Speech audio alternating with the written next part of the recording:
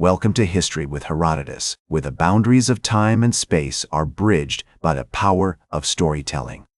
Today, we embark on a journey to the banks of the Rappahannock River, where the fate of a nation hung in the balance. Our tale begins on a chilly winter morning in 1862, as the armies of the Union and Confederacy clashed in one of the most pivotal battles of the American Civil War, the Battle of Fredericksburg. In the summer of 1862, the Confederate Army, under the command of General Robert E. Lee, had launched a series of bold campaigns seeking to drive the Union forces out of Virginia and bring the war to the doorstep of the North. Meanwhile, the Union Army, now led by General Ambrose Burnside, was determined to capture the strategic city of Richmond, the capital of the Confederacy. As the autumn leaves began to fall, General Lee's army had withdrawn from the blood-soaked fields of Antietam, where they had clashed with the Union forces in a brutal and indecisive battle. Seeking to regroup and reassess their strategy, the Confederates retreated to the south bank of the Rappahannock River, where they established a strong defensive position near the town of Fredericksburg. In the months leading up to the battle, General Burnside had been facing increasing pressure from President Abraham Lincoln and the Union High Command to launch a decisive campaign against the Confederacy. With the appointment of General Joseph Hooker as his second-in-command, Burnside began to formulate a bold plan to cross the Rappahannock River and strike at the heart of Lee's army. The Union forces, numbering over 120,000 soldiers, were concentrated near the town of Falmouth, where they had established a vast encampment stretching as far as the eye could see. As the winter solstice approached, the atmosphere grew tense with anticipation. The Confederate forces, totaling around 80,000 soldiers, were deployed on the high ground behind Fredericksburg, their artillery emplacements and rifle pits commanding a clear view of the river crossing points. General Lee, ever the master strategist, had carefully prepared his defenses, knowing that the Union Army would have to cross the Rappahannock in order to engage his forces. The town of Fredericksburg itself was a quaint, colonial-era settlement, its streets lined with charming brick buildings and bustling with activity. However, as the armies gathered on the outskirts, the townspeople began to flee, seeking safety from the impending storm. The once peaceful landscape was now transformed into a vast, militarized zone where the fate of empires would be decided.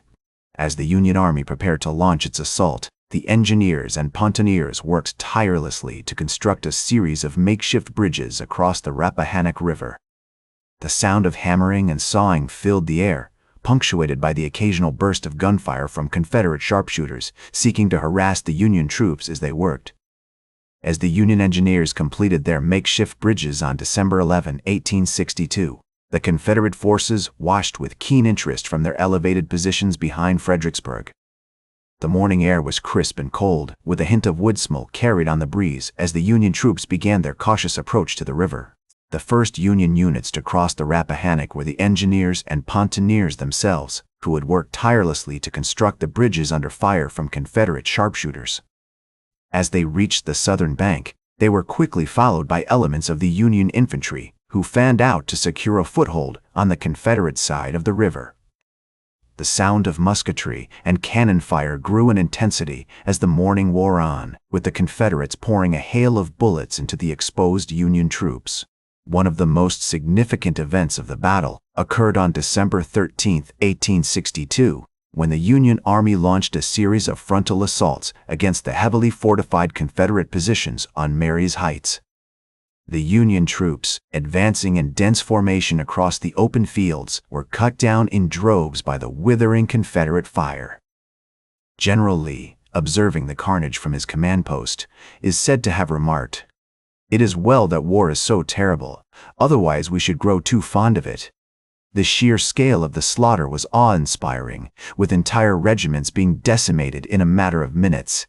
As the Union attacks continued to falter, the Confederates began to sense victory within their grasp. General James Longstreet, commanding the Confederate First Corps, had carefully positioned his artillery to enfilade the Union troops as they advanced, and his gunners were wreaking havoc on the exposed Union formations. The Union commanders, meanwhile, were struggling to coordinate their attacks, with units becoming increasingly disorganized and fragmented as the day wore on. Despite the overwhelming odds against them, certain Union units fought with remarkable courage and tenacity. The 20th Massachusetts Infantry, for example, advanced to within a few yards of the Confederate lines before being repulsed with heavy losses. Their bravery was matched by that of the 14th Brooklyn Regiment, which suffered over 50% casualties during the course of the battle. As the sun began to set on December 13, the Union Army had failed to breach the Confederate defenses, and their troops were forced to retreat back across the Rappahannock River, leaving behind thousands of dead and wounded comrades. As the Union Army retreated back across the Rappahannock River, they left behind a scene of utter devastation. The once green fields were now stained with the blood of the fallen, and the air was heavy with the smell of death and smoke. The Confederate forces, victorious but also battered, surveyed the landscape and began to tend to their own wounded and bury their dead. General Lee, aware that the Union Army was not yet defeated, remained vigilant, knowing that the war was far from over.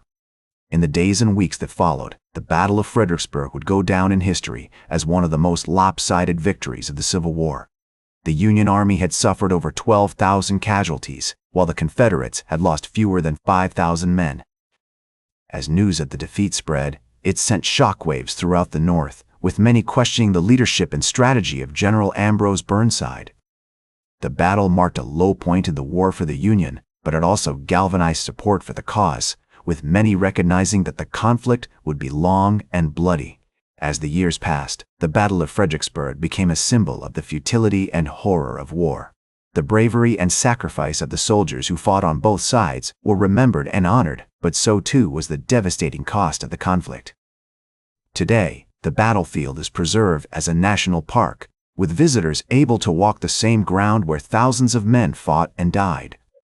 As historian Shelby Foote once noted, the Battle of Fredericksburg was a stark reminder that war is not a romantic or glorious thing, but a brutal and devastating reality that leaves deep scars on all who experience it. In the end, the Battle of Fredericksburg was a pivotal moment in the Civil War, one that highlighted the strengths and weaknesses of both sides. It marked a turning point in the conflict, as the Union Army regrouped and reassessed its strategy, ultimately leading to the appointment of General Ulysses S. Grant as Commander-in-Chief. The battle also had a profound impact on the nation, serving as a stark reminder of the human cost of war and the importance of preserving the Union. That's all for today's History with Herodotus. Remember to like, share, and subscribe. And until next time, remember that to understand the present, we must first understand the past.